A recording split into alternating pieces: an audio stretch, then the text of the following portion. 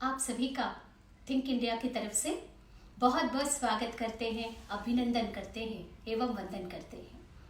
Think India ने आज अष्टमी है, नवरात्रि चल रहा है और साथ में ही कोरोना वायरस के चलते हम सब लोग माननीय प्रधानमंत्री जी के आह्वान पर आज घर में हैं।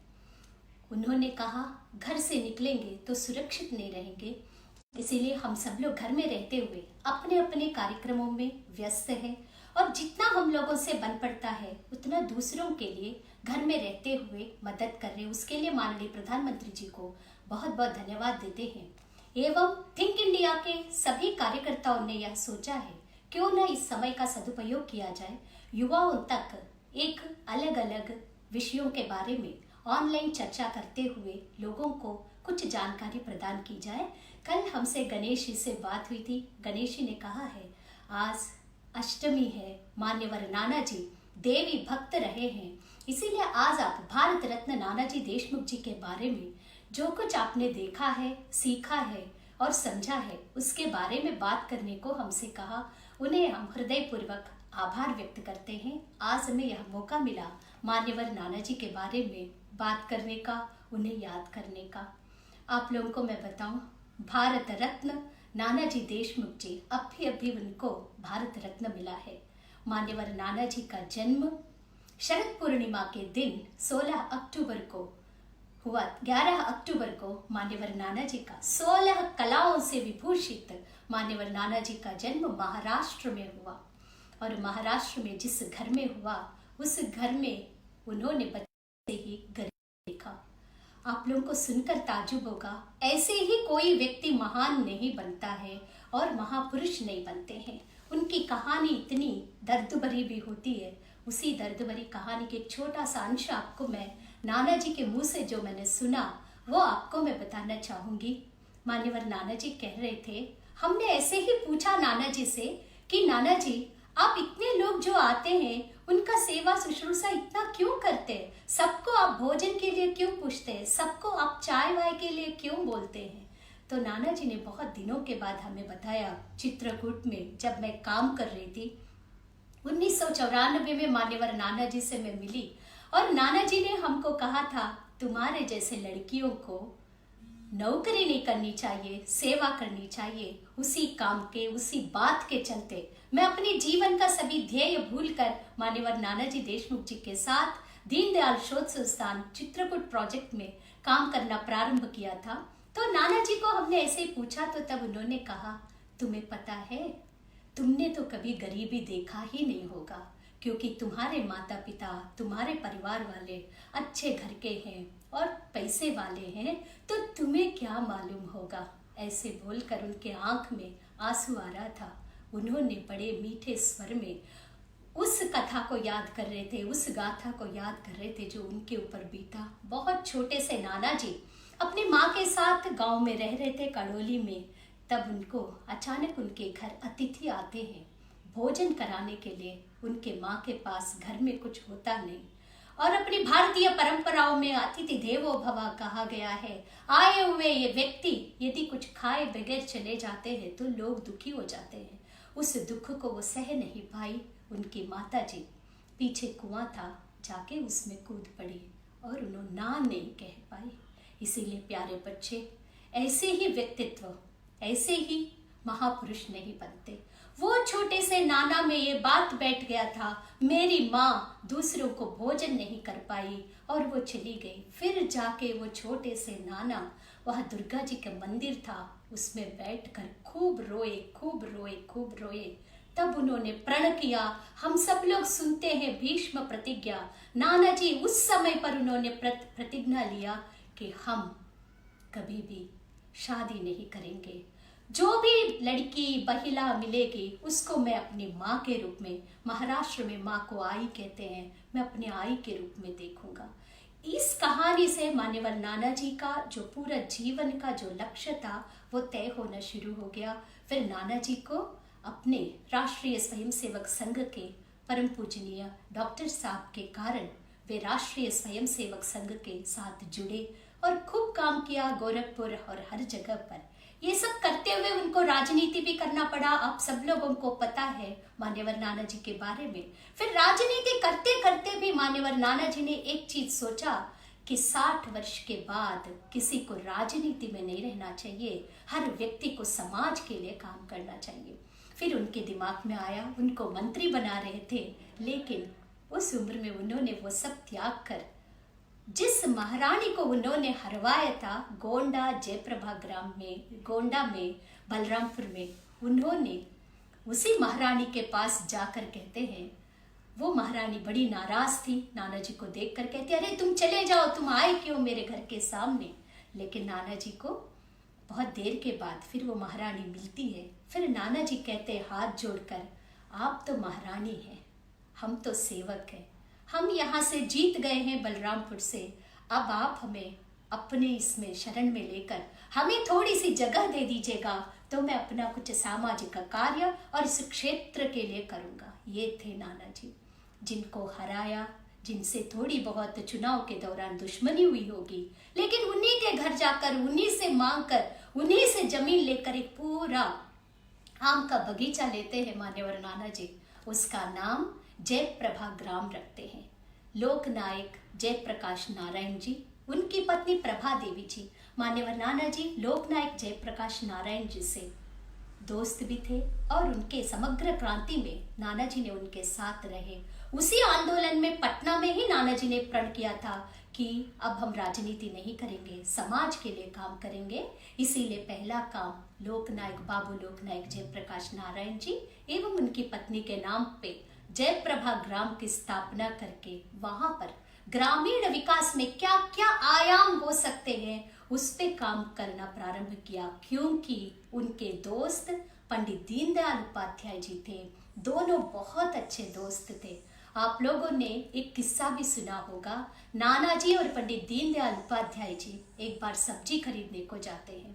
आज ईमानदारी के लोग बात करते हैं, हम लोगों को अपने बड़े लोगों से, अपने महापुरुषों से सीखना चाहिए किस तरह लोग उस समय का जीवन अपना बिताते थे। वे दोनों जब सब्जी खरीदने को गए, एक बूढ़ी माँ वहां सब्जी बेच रही थी और ये लोग जल्दी जल्दी में सब्जी लिया, उनको पैसा दे दिया और बूढ़ी माता ने भी कुछ पैसा वापस करा इनको। ये दोनों घर आते हैं, देखते हैं दीनदयाल जी और नाना जी, अरे राम, हमारे जेब से तो जेब में एक कोटा सिक्का था, कोटा सिक्का वो बूढ़ी माँ के पास चला गया, बेचारी को कितना कष्ट होगा, उसका पैसा बर्बाद जाएगा करके दोनों फिर से अपना उस माता के पास जाते हैं और कहते माई, हमने आपको कोटा सिक्का दिया, मेरा सिक्का वापस करो। वो हंसने लगती है, कहते अरे बेटा, इतना पैसा यहाँ पर है, इन चवन्नी अठन्नी और इसमें तुम कहाँ से ढूंढ पाओगे। लेकिन दोनों मिलकर वो कोटा सिक्का को वापस लेते, दूसरा सिक्का देते हैं, वापस आते। ऐसे शुरुआत से एक ईमानदारी का जीवन, लोगों को मदद करने की जो बात थी, यही दोनों की दोस्ती के कारण अचानक पंडित दीनदयाल उपाध्याय जी के, आप लोगों को पता है, उनका मुगलसराय स्टेशन पर अचानक देहावास हो जाता है, उनको हत्या हो जाती है। तब नाना जी दोस्त होने के कारण उनके द्वारा लिखी गई एकात्म मानव दर्शन, इंटीग्रल ह्यूमनिज्म को अपना आधार मानकर समाज सेवा करने का प्रारंभ किया। वही आधार था गोंडा में जयप्रभा ग्राम उत्तर प्रदेश में प्रारंभ करने का, और एकात्म मानव दर्शन को आधार मानकर समाज जीवन के सभी पहलुओं पर उन्होंने काम करना प्रारंभ किया। और गोंडा में भी जब वो काम कर रहे थे, आजकल कोई बच्चा स्कूल नहीं जाता है तो हम लोग सीधा सीधा बच्चे के ऊपर प्रहार करते हैं। कोई गड़बड़ दिशा में जा रहा है तो उस समस्या का समाधान हम लोग सीधा ढूंढते हैं, लेकिन नाना जी हर समस्या का समाधान अभिनव प्रयोगों के माध्यम से ढूंढते थे। नाना जी ने उस समय पर जनसंख्या बहुत बढ़ रही थी, उनके पास भी एक जो परिवार काम करते थे, उनके यहाँ 7 बच्चे थे, परिवार में 7 बच्चे और गरीब परिवार था। और नाना जी को लगा अब इस तरह तो ये लोग यदि बच्चे पैदा करते जाएंगे, ये परिवार का भरण पोषण कैसे होगा, कैसे ये बच्चे खुशहाली का जीवन व्यतीत करेंगे। तो नाना जी ने जाकर उन लोगों को एक सुअर, एक सुवरिया खरीद के देते हैं, कहते तुम इसका पालन करो। और नाना जी अपनी कुटिया एक बनाए हुए थे, उसमें सो रहे थे, तो वो परिवार रात के 12 बजे आके नाना जी का दरवाजा खटखटाते हैं, कहते हैं नाना जी बच्चे हो गए। तो नाना जी डर जाते हैं, सोचते हैं हाय राम, फिर बच्चे हो गए क्या, अब क्या होगा। लेकिन नाना जी जब दरवाजा खोलते हैं, खुशी के मारे वो परिवार रात के 12 बजे नाना जी को बता रहे, नाना जी सुवरिया ने खूब सारे बच्चे दिया। ऐसे नाना जी जो भी समस्या होती थी उसका समाधान अलग अलग ढंग से निदान करने की कोशिश करते थे। गोंडा में काम करते समय उस समय के तत्कालीन राष्ट्रपति जी नीलम संजीव रेड्डी जी को नाना जी ने सोचा गोंडा लेके जाना चाहिए, उनके काम को दिखाना चाहिए, क्योंकि वहां पानी की बड़ी समस्या थी। तो इसीलिए उस समस्या का समाधान भी नाना जी सरकारी प्रोजेक्ट जरूर था वो लिए थे, लेकिन जो लोहे का पाइप जहां डालते हैं बोरिंग्स में, वहां बांस का पाइप डालकर एक अभिनव प्रयोग करके लोगों की खेती के लिए पूरा पानी देने का प्रयास किया था नाना जी। तब एक गीत उन्होंने लिखा था, हर हाथ में देंगे काम, हर खेत में होगा पानी करके। तो उस अभिनव प्रयोग को दिखाने के लिए मान्यवर नाना जी ने तत्कालीन राष्ट्रपति जी नीलम संजीव रेड्डी जी को गोंडा लेके जाते हैं। आजकल कोई भी वीआईपी आते हैं, भले अपने घर में नहीं होता, अपने गांव में नहीं होता, बाहर से ले आकर हम लोग उनका स्वागत सत्कार करते हैं। हमारी क्षमता क्या है, हम रोज कैसे रहते हैं, वो दिखाने का हम लोग प्रयास कम कर पाते हैं। ये बात ठीक है, अतिथि देवो भवा, फिर भी उन्होंने सोचा नीलम संजीव रेड्डी जी को बुलाकर वास्तविक रूप में जो ग्रामीण विकास कैसा हो रहा है, कौन कौन भागीदारी ले रहे हैं, उन सबके साथ उनको भी नीचे बिठाल कर रंगोली डालकर बढ़िया भोजन प्रसाद उनको कराते हैं। वो अद्भुत वो चीज को देखकर वो बहुत खुश होते हैं, प्रसन्न होते हैं। और जो पाइप उन्होंने जो बोरिंग्स करवाए थे, तब इंक्वायरी बिठाला गया था कि नाना जी तो इतने पाइप लगवा ही नहीं सकते, बोरिंग्स इतना हो ही नहीं सकता, पानी की इतनी संख्या में वो कर ही नहीं सकते। जब गिनती लगाते हैं, जो संख्या जितनी होनी चाहिए 27,000 के ऊपर का उनका पूरे संख्या होती है, ऐसे नाना जी प्रामाणिक रूप से काम करते थे। जहां जरूरत है वहीं पे सरकार का पैसा उपयोग करते थे, नहीं तो जनता की पहल एवं पुरुषार्थ के आधार पर उन्होंने सामाजिक पुनर्रचना का अनुकरणीय नमूना खड़ा करने का मान्यवर नाना जी ने प्रयास किया। फिर यही को देखते हुए उनको लगा गोंडा एक उदाहरण है। चित्रकूट प्रभु राम की तपस्थली रही, 11.5 वर्ष प्रभु श्री राम जी चित्रकूट में रहे, लेकिन वहां की दयनीय स्थिति को देखते हुए चित्रकूट के परम पूजनीय महंत जी सती अनुसुईया आश्रम के, उन्होंने नाना जी को कहा, नाना जी आप आइए चित्रकूट में कुछ करके दिखाइए। नाना जी ने कहा, भाई मैं तो कुछ, मेरे पास ना पैसा है ना कुछ है। बोले नहीं नाना जी, मैं आपको जगह दूंगा, आप आइए, छोटा सा स्कूल आप बना दीजिएगा, लोगों को कुछ खुशहाली आएगी, अच्छे से रहेंगे। पर नाना जी चित्रकूट उस सती अनुसुईया आश्रम के परम पूजनीय महाराज जी के चलते चित्रकूट पहुंचते हैं, वो जमीन देते हैं। वो जमीन उपजाऊ नहीं होता, वो गनीवा की जगह पर पूरा नाना जी ने धीरे धीरे फिर वहां पर चित्रकूट ग्रामोदय विश्वविद्यालय के माध्यम से उन्होंने सोचा हम पूरा एक सामाजिक पुनर्रचना का अनुकरणीय नमूना खड़ा करेंगे। हम लोग क्या करते हैं, युवा है हम सब लोग, लेकिन कभी कोई प्रोजेक्ट लिया, कभी वो प्रोजेक्ट फेल होता है, तो कई ऐसे युवाओं को हम देखते हैं जो अपने जीवन को खत्म कर लेते हैं और गलत दिशा में जाते हैं। आज प्रासंगिक है नाना जी का हर एक बात, कोई भी चीज है, सफलताएं असफलताएं, कीर्ति मिल सकती है, अपकीर्ति भी मिल सकती है, लेकिन उसमें डट के सामने करना है तो अपने इस तरह के महापुरुषों की जीवनियां पढ़ने की जरूरत है। उसी तारतम्य में आज हम आप लोगों को मान्यवर नाना जी का ये उदाहरण बता रहे।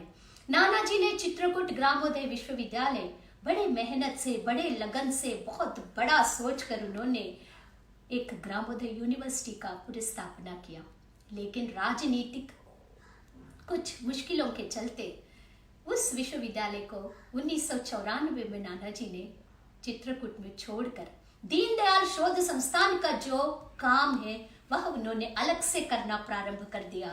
वह सब शिक्षा के क्षेत्र में, स्वास्थ्य के क्षेत्र में, सदाचार के क्षेत्र में और लोगों को स्वावलंबी बनाने के ओर उनका पूरा पहले से ध्यान था। फिर नाना जी ने चित्रकूट को केंद्र मानकर 50 किलोमीटर की परिधि में आने वाले 500 गांवों को स्वावलंबी बनाने का निर्णय लेकर उन्होंने कहा, हर चीज की एक लक्ष्य होता है, उद्देश्य होता है, मिशन ओरिएंटेड होगा तभी अपना काम सफल होता है।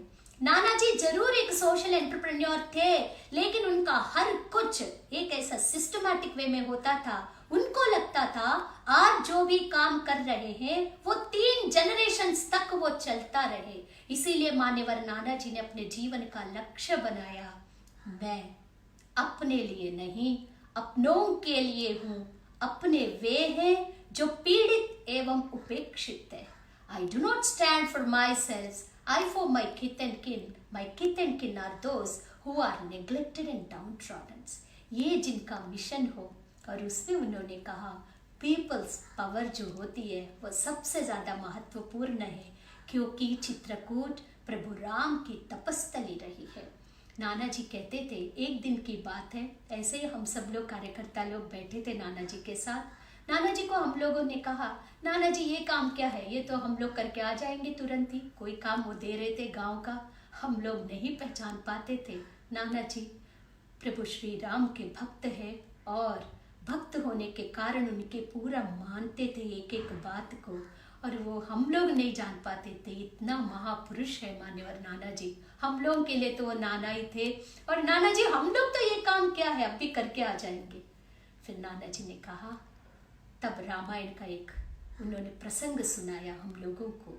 प्रभु श्री राम और लक्ष्मण जी भी जब विश्वामित्र जी के साथ अरण्यवास में जब निकल पड़े थे पूरे जंगलों में, तब आतताइयों को समाप्त करने के लिए एक बार में एक आवाज में श्री राम जी और लक्ष्मण जी कहते हैं, अरे हम लोग इन लोगों को 1 मिनट के अंदर खत्म कर देंगे।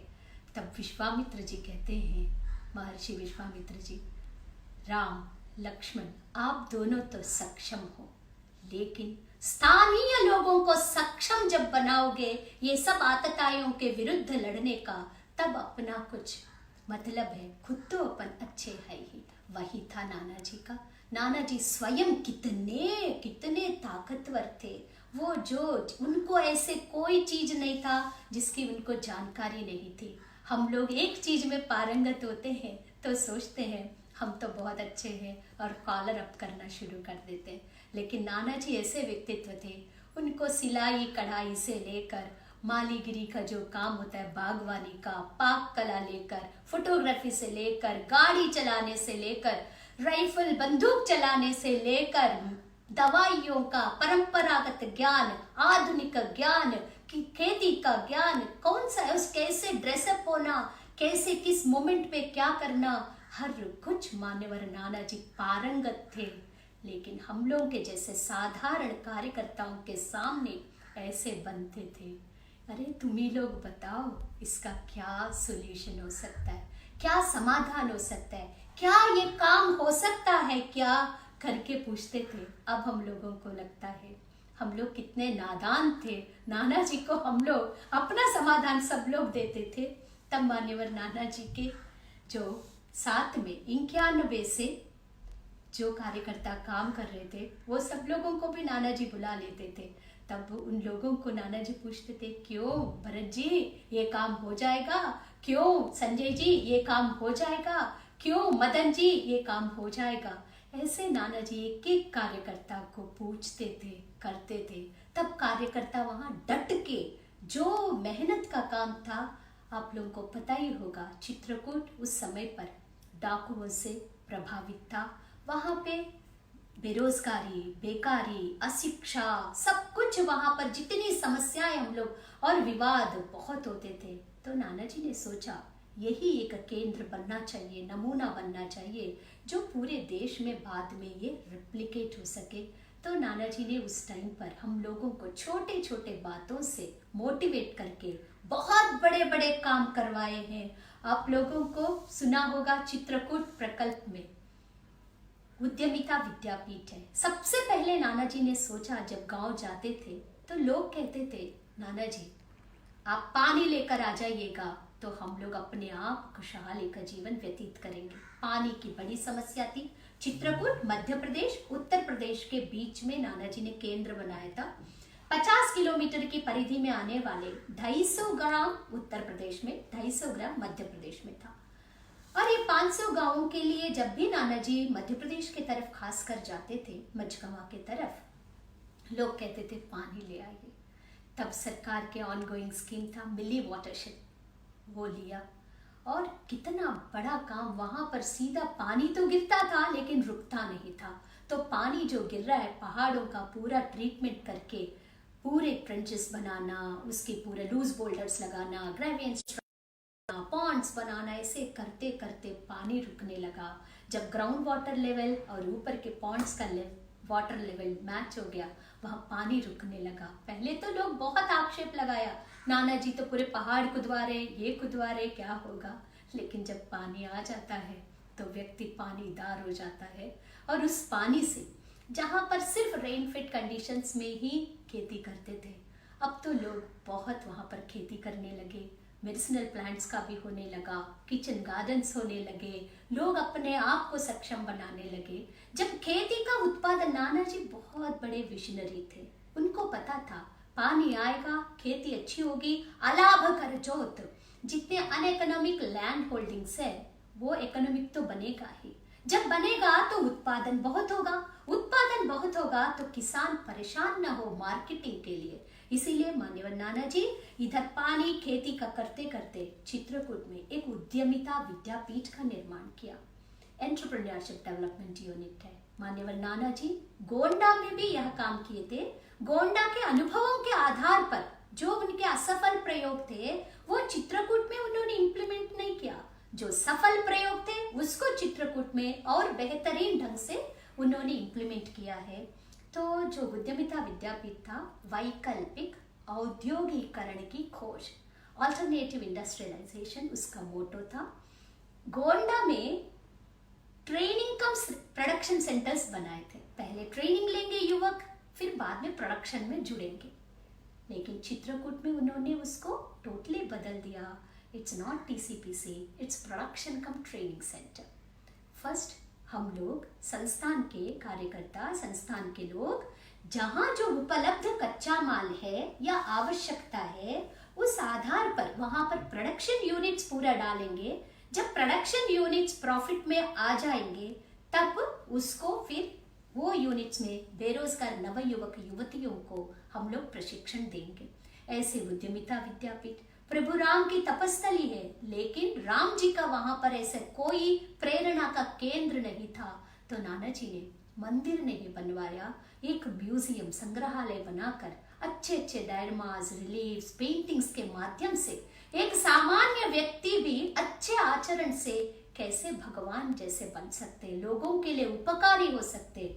फिर नन्हे नन्हे बालक बालिकाओं के लिए पुस्तक, एक बैग बोझ कम हो जाए, इसके लिए नन्ही दुनिया प्ले स्कूल जो देखते हैं वहां से हटते नहीं हैं। ऐसे ही बड़े बच्चों के लिए सुरेंद्र पाल ग्रामोदय विद्यालय, ये सब करते हुए उनको लगा गांव में ये काम सबसे अच्छा कैसे होना चाहिए। नानाजी प्रयोगवादी थे और सफल होते थे तो खुश होते थे, असफल होने पे वो दुखी नहीं होते थे, उसको भूल जाते थे। तो उन्होंने गांव तक पहुंचाने के लिए सर्वप्रथम उन्होंने समाज शिल्पी योजना, सोशल आर्किटेक्ट योजना प्रारंभ किया। उनको ठीक नहीं लगा, उसमें क्या था, या तो भैया या बहन गांव में रहकर गांव के विकास के लिए काम करते थे। नानाजी को लगा भारत जो है फैमिली बेस्ड है, फैमिली एक बेसिक यूनिट है, परिवार एक केंद्र है, तो क्यों ना ये समाज शिल्पी दंपति योजना प्रारंभ किया जाए। उन्होंने फिर अभिनव प्रयोग समाज शिल्पी दंपति योजना 1996 में प्रारंभ किया। तभी हमारी शादी भी उन्होंने करवाए थे। उनको लगता था ये शादी नहीं करेगी तो ये चली जाएगी। तो 94 से 96 तक काम करते करते नानाजी से ऐसा लगाव हो गया, हमारे घर वालों को भी। वो इतने बड़े ऋषि थे, उनके आशीर्वाद से हमारे जैसे लोगों की वे शादियां भी कराते थे ताकि हम लोग अच्छी दिशा में समाज के लिए काम करें। उस समय पर उन्होंने 1 महीने का समाज शिल्पी दंपति शिविर लगाया। और मैं समाज शिल्पी दंपति के नाते, हमारी शादी नहीं हुआ, ना हमारी पहचान थी, लेकिन नानाजी ने कहा तुमको और हमारे पतिदेव को, पाठक जी को, दोनों को उस शिविर में रहना है। देखिए, वो कहते थे शादी एक सिर्फ दो बॉडीज का मिलन नहीं है, ये दो परिवारों का मिलन है और विवाह एक मांगलिक प्रसंग है। आने वाली पीढ़ी समाज के लिए उपयोगी होना चाहिए। इसके लिए नाना जी ने उस टाइम पर हमें ऐसा नहीं किया तुम दोनों घूमने जाओ, हम टिकट कटा दिया। आज 30 मई को शादी हुई, समझ लीजिए 2 जून से मैं और मेरा पतिदेव 1 महीना पूरा उस शिविर में रहते हैं। ऐसे समाज शिल्पी दंपति शिविर नाना जी करते हैं, उनको फिर गांव में भेजते हैं। गांव वालों को ही इस दंपतियों का मदद करना है, कोई सरकारी फंड इसमें नहीं लेते थे और उनको इतना सिखाकर भेजते थे और बीच बीच में भी उनको बुला लेते थे, ओरिएंटेशन देते थे। प्रकल्प प्रभारी जो चाहे आरोग्य धाम के हो, राम दर्शन के हो, चाहे उद्यमिता के हो, विद्यालय के हो, सियाराम कुटीर के हो, और सभी जो अपने जितने भी प्रकल्प प्रभारी होते थे, कृषि विज्ञान केंद्र के हो, ये सब लोग उन परिवारों को, समाजशिल्पी दंपतियों को गांव में रह रहे उनको मदद करते थे। मामूली से मानधन पे पति पत्नी ग्रेजुएट कपल्स को सेलेक्ट किया पूरे देश भर से, उनको काम लेते थे। 5 वर्ष का समय नाना जी ने मांगा था और सभी दंपति, कुछ लोग सेलेक्ट हो गए, आ गए। 5 साल के इसमें उन्होंने गांव में एक अलग 3 साल में करे। बाद में उनको लगा एक अभियान चालू करना चाहिए पूरे चित्रकूट प्रोजेक्ट के अंतर्गत। उन्होंने स्वावलंबन अभियान, सेल्फ रिलायंस कैंपेन शुरू करते हैं। उसमें कहते हैं 80 गांव पहले चरण में स्वावलंबी करेंगे, सेकंड चरण में 250 विलेजेस, थर्ड में पूरी 500 विलेजेस। जनता की पहल एवं पुरुषार्थ, पीपल्स इनिशिएटिवनेस एंड परफॉर्मेंस के आधार पर सेल्फ रिलायंट कैंपेन उन्होंने प्रारंभ किया है। सेल्फ रिलायंस कैंपेन में भी उनका यही था, कोई गरीब न रहे, कोई बेकार न रहे, कोई अशिक्षित न रहे, कोई अस्वस्थ न रहे, गांव हरा भरा साफ सुथरा विवाद मुक्त हो, लोगों के अंदर सामाजिक संवेदनशीलता हो, आपस में प्यार हो, ऐसे गांव को सेल्फ रिलायंट गांव, और अपने आप लोग खुशहाली के ओर अग्रसर होंगे। ये नाना जी का कॉन्सेप्ट था। आप लोगों को विश्वास नहीं होगा, जैसे अभी खुशहाली की और स्वावलंबन की, स्वावलंबी एक किसान का मैं बताती हूँ। एक किसान था, छोटा सा खेती था, कृषि विज्ञान केंद्र, उद्यमिता विद्यापीठ मिलकर उनको मदद करते हैं। मटर का खेती करता है, बेचने के लिए उनको चाहिए एक हाथ वाला ठेला। बहुत गरीब परिवार था, हम लोगों ने उनको 1000 रुपए देते, हाथ का ठेला वो खरीदता है। मटर बेचते बेचते वो ट्रक खरीदता है और उसी ठेले पे अपने बच्चे को सरस्वती शिशु मंदिर में पढ़ाने भेजता है। सरस्वती शिशु मंदिर में मान्यवर नाना जी के द्वारा ही पहला सरस्वती शिशु मंदिर गोरखपुर में स्थापना होती है। उनके बच्चे आज खुशहाली का जीवन व्यतीत कर रहे हैं। कोई बड़ा काम एक साथ नहीं होता, छोटे छोटे कामों से बहुत बड़ा रूप लेता है। आप सब साथियों से जो जुड़े हैं उनसे मैं निवेदन करती हूँ, हम सब लोगों के अंदर, नाना जी कहते हैं खासकर महिलाओं के लिए, उन्होंने कहा मैं जब 18-18 घंटे काम करती थी, नाना जी कहते थे नंदिता तुम कैसे 18-18 घंटे काम कर लेते हो, क्योंकि महापुरुष की प्रेरणा घर से पूरा अपने को मजबूत, महिलाओं को घर वाले करते हैं, अपने गुरु लोग करते हैं। उनको कभी हम लोग बात ना टाले उन लोगों का। और नाना जी ने बोला, और उसी काम को देखने के लिए तब के अपने राष्ट्रपति महोदय जी डॉक्टर APJ अब्दुल कलाम जी भी चित्रकूट आए थे। उन्होंने पूरा गांव का काम सब देखा। उन्होंने कहा, खासकर हमसे जब एक कार्यक्रम में हम अनाउंस कर रहे थे, कहते हैं Nandita you spread this experiment, ये एक नॉवेल एक्सपेरिमेंट है, इसको खूब देश विदेश में स्प्रेड करो। उनका आशीर्वाद था, नाना जी का मार्गदर्शन था। हम सब लोगों ने दीनदयाल शोध संस्थान के माध्यम से जो काम वहां पर भले छोटे पैमाने पे हुआ होगा, उसको हम लोग ने जन जन तक पहुंचाने का काम किया। नाना जी की प्रेरणा इतनी है, आज भी आपको मैं एक उदाहरण देती हूँ। नाना जी की प्रेरणा से हम सब लोग बने, हम लोगों की प्रेरणा से ऐसे कार्यकर्ता जो एकदम छोटी छोटी संस्थाएं बनाया, वो हमें फोन करे, दीदी कोरोना के इस महामारी में हम क्या कर सकते हैं। नाना जी के साथ हम लोग भी जुड़े हैं, कुछ कुछ किया है, लेकिन अब क्या कर सकते। माननीय प्रधानमंत्री जी हम सब लोगों को कह रहे जो जहाँ है वहीं पे कुछ मदद करिए। हमने उन सब लोगों को, चाहे जम्मू कश्मीर से लेकर कर्नाटक तक के जो भी भैया बहने ने नाना जी के एक बार संपर्क में आए, इस महामारी भयानक माहौल में लोग आगे आकर मदद करने के लिए तैयार है। उसी में एक छोटा सा है, एक ही टेलर होता है, वो हजारों नव युवक युवतियों को उद्यमिता में रामलोचन ने पूरा सिखाता है। अभी उसकी उद्यमिता में छुट्टी होने के कारण घर पे रहता है, हमसे बात करता है। आज वो फ्री में घर में मास्क बनाता है। जो खांस रहे हैं उनको कहता है मास्क लगाओ, जो सफाई में लगे हुए भाई बंधुओं को कहता है ये मास्क लगाओ, और लागत मूल्य पर मेडिकल स्टोर्स में उपलब्ध करा रहे ताकि जन जन तक बीमारी ना फैले, रोकथाम हो। ऐसे कई लोग हैं, कोई पुलिस कर्मियों को अपने आप जाकर पानी पिला रहे, चाय दे रहे, धन्यवाद दे रहे, नर्सेस को कोई मदद कर रहे, कोई अन्न दान कर रहा है। वो सब लोग कहीं ना कहीं नाना जी जैसे महापुरुषों से जुड़े हुए। हम भी, माननीय प्रधानमंत्री जी का एक आग्रह था, भारत की लक्ष्मी उन्होंने कहा था, तो हमने भी, हम तो खुद जो भी सीखा नाना जी से, नाना जी के पास उस समय पर ऐसे ऐसे मातृशक्ति आती थी, नाना जी उनसे भी माँ के रूप में देखकर काम लेते थे। चाहे वो अतुल भाई श्राफ की श्रीमती जी श्रुति बहन हो गुजरात बड़ौदा से, अपना रागिनी जैन जी दीदी हो, या फिर अपने कांता बेरीवाल जी हो, ऐसे कई, और लता बुआ जी जो लखनऊ में रहती थी, मालती काकू हो, सुमती ताई हो, और ऐसे न जाने कितने लोग नाना जी के पास आते थे। नाना जी कहते थे इनसे कुछ तुम सीखो। और डॉक्टर मृदुला सिन्हा जी भी नाना जी से मिलने आती थी, तो हमने उन सब से सीखा। और वही चीज़ हम भी आज क्षेत्र में जो भी महिलाएं अच्छा काम कर रही है, हम उनको पहचानते हैं, भारत की लक्ष्मी के रूप में उनको प्रस्तुत कर रहे हैं। आप सबसे भी मैं निवेदन करती हूँ, थिंक इंडिया।